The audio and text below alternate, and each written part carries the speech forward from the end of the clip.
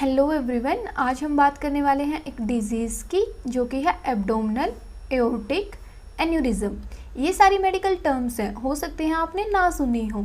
सो इस डिजीज़ में क्या होता है वो मैं आपको बताने वाली हूँ। इसके क्या कोज होते हैं, कैसे हम इसको खुद से बचा सकते हैं और क्या इसका ट्रीटमेंट होता है। वन बाय वन हम ये सारा देखने वाले हैं। सो वीडियो को पूरा देखिएगा, मैं आपको अच्छे से समझाने की कोशिश करूँगी एंड आप वीडियो को एंड तक देखिएगा। उसके बाद भी अगर कोई डाउट्स रहेंगे तो वो आप कमेंट सेक्शन में पूछ सकते हैं।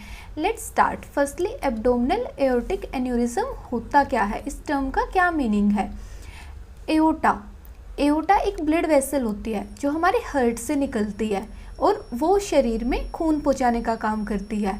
एब्डोमिनल मतलब जो कि पेट का जो एरिया होता है, उसके लिए जो टर्म मेडिकली यूज़ की जाती है that is abdomen. Abdominal aortic aneurysm. Aneurysm क्या होता है, जब कोई भी वेसल, आर्टरी या वेन वो स्वेल कर जाती है या उसमें कोई बल्जिंग हो जाती है या फिर बलूनिंग हो जाती है, मतलब वो फूल जाती है, जैसे कि इसमें दिख रहा है।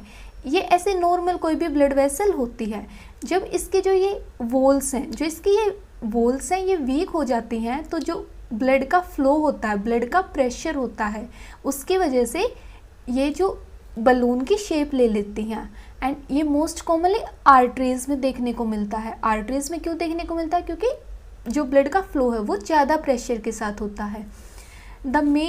एब्डोमिनल एओर्टा क्या होता है, मेन ब्लड वेसल होती है जो रन करती है हार्ट से and through the chest and abdomen. जो इसके साइंस होते हैं वो एसिम्टोमेटिक होते हैं, मतलब पेशेंट को जनरली कोई साइन एंड सिम्टम्स देखने को नहीं मिलते हैं, बट जो ये बलूनिंग हुई है, ये बल्जिंग हुई है, ये रप्चर कर सकती है। और अगर रप्चर कर गई तो जो ब्लड लॉस है वो ज़्यादा हो जाएगा और पेशेंट की डेथ भी हो सकती है। सो ये लाइफ थ्रेटनिंग होती है एंड रप्चर कर सकती है। सो इसलिए इस डिजीज़ के बारे में हमें पता होना इम्पोर्टेंट है। इससे क्या बचाव करना चाहिए ये ज़रूरी है। अब बात करते हैं कि इसके कोजेस क्या हैं। ये एब्डोमिनल एओर्टिक एन्यूरिज्म देखने को क्यों मिलता है, क्यों ये जो आर्टरी है, जो ये वेसल है, ये बलून के जैसी हो जाती है। इसके कुछ जेनेटिक कोज हो सकते हैं, मतलब फैमिली हिस्ट्री में ये डिजीज़ हो सकती है, जैसे किसी के पेरेंट्स को थी, उनके बच्चों में देखने को मिल सकती है। एज एक फैक्टर होता है, जब एज इंक्रीज होती है तब ये देखने को मिल सकती है, स्पेशली 60-65 से ज़्यादा में। स्मोकिंग जो है वो एक मॉडिफाइबल रिस्क फैक्टर है, मतलब हम इसको मॉडिफाई कर सकते हैं, स्मोकिंग छोड़ सकते हैं। हाइपरटेंशन क्या होता है, high blood pressure of the vessels. High blood pressure होने की वजह से जो एओर्टा है वो वीक हो जाती है, वीक होने की वजह से बलून जैसी हो जाती है और स्वेलिंग हो जाती है, उसमें बल्जिंग हो जाती है और फर्दर वो कभी रप्चर कर सकती है। सो ये सारे इसके कोजेस हैं, genetics, age, smoking and hypertension. अब बात करते हैं symptoms and diagnosis. Abdominal pain देखने को मिलेगा, मतलब पेट में दर्द होगा, वो परसिस्टेंट लंबे समय तक हो सकता है, सीवियर पेन होगा एंड कभी कभी बैक पेन भी देखने को मिल सकता है, मतलब एब्डोमेन के साथ साथ बैक पेन हो भी सकता है और नहीं भी। पल्सेटिंग मास, जो बेली बटन होता है, नाभि के पास एक स्ट्रॉन्ग पल्सेशन फील होगी नियर द बेली बटन। अब डायग्नोसिस कैसे करेंगे, अल्ट्रासाउंड, सीटी स्कैन और MRI इमेजिंग टेस्ट के थ्रू हम इसके बारे में पता लगा सकते हैं। अगर ये रप्चर कर गया तो क्या साइन देखने को मिलेंगे, सडन इंटेंस एब्डोमिनल और बैक पेन होगा, मतलब एकदम से बहुत तेज़ पेट दर्द होगा, डिजीनेस फील होगी, नोजिया, उल्टी जैसा लगेगा, चक्कर जैसे आएंगे, हार्ट रेट बढ़ जाएगा। और ये सारे साइन हैं कि हो सकता है कि जो एन्यूरिज्म बना था, जो स्वेलिंग और बल्जिंग हुई थी, वो रप्चर कर जाए। अब नेक्स्ट बात करते हैं इसके कॉम्प्लिकेशंस क्या क्या हो सकती हैं। अगर रप्चर कर गया तो रप्चर करने से जो ब्लड लॉस है वो ज़्यादा होगा, तो लाइफ थ्रेटनिंग ब्लीडिंग हो सकती है, अंदर ही अंदर ब्लीडिंग होती रहेगी एंड कैन बी पेशेंट की डेथ हो सकती है।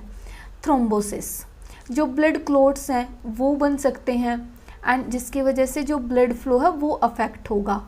इस्चेमिया, अब जो ब्लड फ्लो है वो प्रॉपर नहीं होगा तो जो लोअर बॉडी पार्ट्स हैं वहाँ ब्लड नहीं जा पाएगा, reduced blood flow to the lower body due to aneurysm and surrounding blood vessels में भी जो ब्लड है वो नहीं जा पाएगा। जिसकी वजह से पेन होगा और जो भी सराउंडिंग ऑर्गन्स होंगे और जो लोअर लिम्स होंगे वो डैमेज होना स्टार्ट हो जाएंगे। ये सारे इसके कॉम्प्लिकेशंस हैं एब्डोमिनल एओर्टिक एन्यूरिज्म की।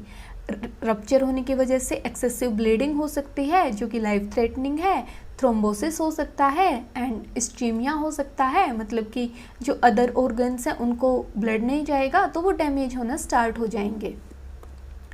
Next treatment. अब ट्रीटमेंट क्या करेंगे? मेडिकेशंस।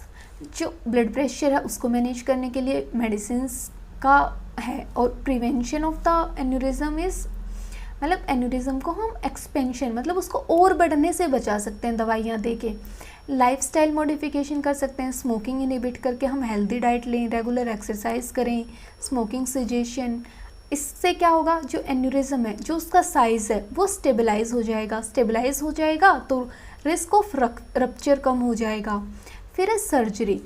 जो इन्वेसिव प्रोसीजर है, मतलब सर्जरी करके हम इस एन्यूरिज्म को रिमूव कर सकते हैं, पर इसके भी अलग रिस्क फैक्टर्स होते हैं। सो कुछ सर्जरी है। फर्स्ट है endovascular repair procedure.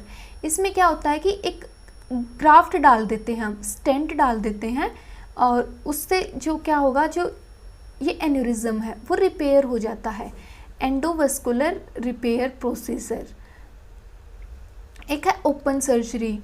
Open surgical जो रिपेयर है वो पहले होता था, अब नहीं होता। इसमें भी क्या करते हैं, एक सिंथेटिक ट्यूब और ग्राफ्ट हम लगा देते हैं।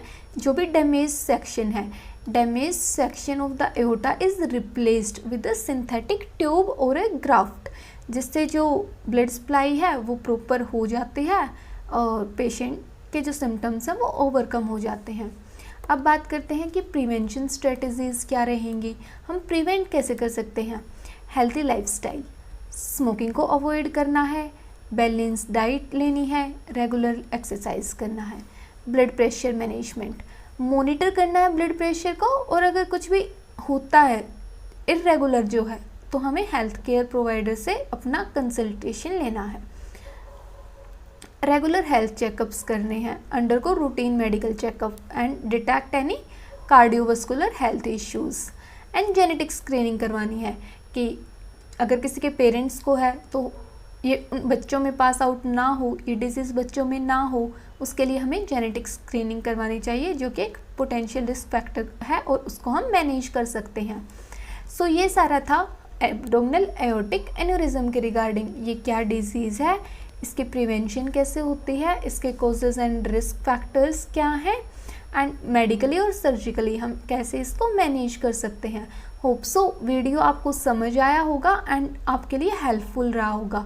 For more videos you can subscribe to our channel, that is patient teaching guide. And अगर आपका कोई भी सवाल है वो आप कमेंट सेक्शन में पूछ सकते हैं। For more videos keep watching patient teaching guide. Thank you.